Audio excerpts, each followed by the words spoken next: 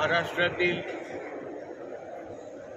विनाअनुदानित, अंशतः अनुदानित शिक्षक शिक्षकेतर बंधू आणि भगिनींनो नमस्कार। सगळे सांगत होते प्रयत्न करतो, चालू आहे। मी एकट्याने ताकदीने सांगण्याची हिम्मत केली होती की नाही, मार्चमध्ये होईलच।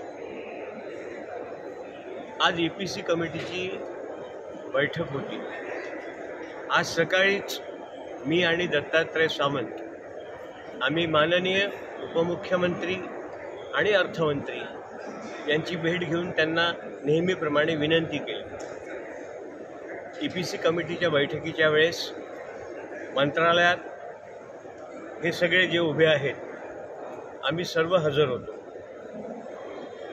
आता आतमध्ये जायला काही भेटलं नाही, कारण तुम्ही काही विद्यमान आमदार ठेवलं नाही, पण बाहेरून का होईना जेवढी फिल्डिंग लावता येते तेवढी लावली। आता विषय मीटिंग संपल्यानंतर श्रीयुत सौरभ विजय यांना भेटलो। त्यांनी सांगितलं की ही गोपनीय माहिती आहे, मी तुम्हाला ही देऊ शकत नाही, पण फक्त मी तुम्हाला हस्तांदोलन करतो।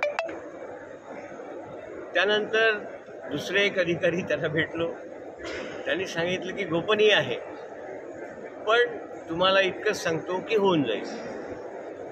आता याचा अर्थ तुम्ही काय काढायचा तो काढा।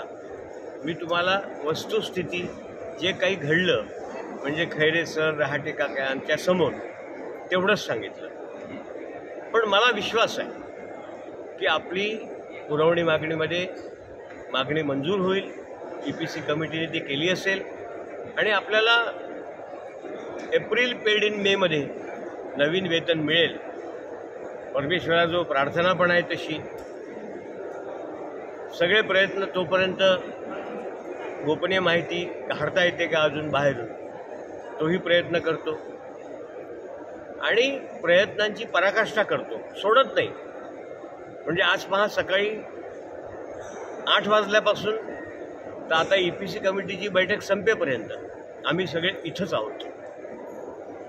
तुम्ही फक्त पाठीवर हात ठेवून लढ म्हणा, लढतोय। धन्यवाद।